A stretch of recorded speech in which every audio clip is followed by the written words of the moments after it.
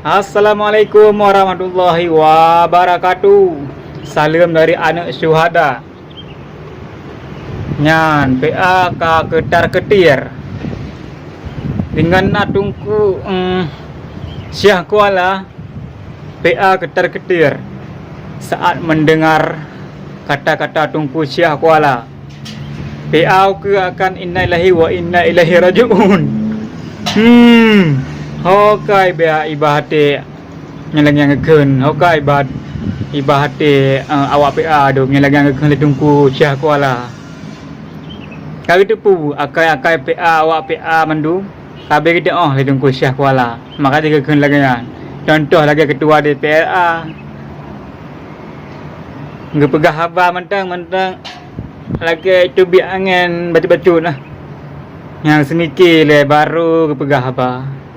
Namban kan lagi kecarang ro kan tak menurut leun haba teg pegah haba le ketua DPRA pun Yahya nyo kan untuk menghina ketua DPRA kan nyo untuk mengkritik sebagai kesalahan bak berkata-kata magaji mulut harimaumu pun kata pegah kai viralkan oleh media maka tanggung jawab danyo gara-gara Bank BSI lom.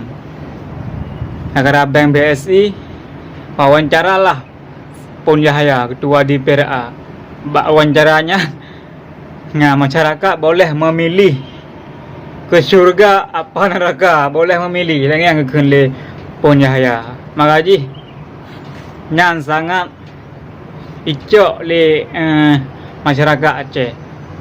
Hana iban begah hai temong la mule menyalagi yang dipegak.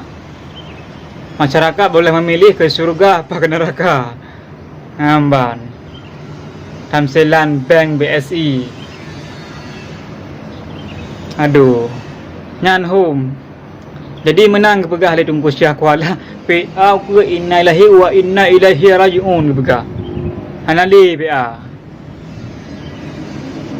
Nyan hum kandung megah. Tunggu Syah Kuala karena syariat Islam di Aceh hanali no.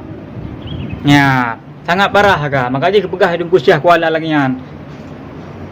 PA hanali PA. Hina kematarakan. Assalamualaikum warahmatullahi wabarakatuh.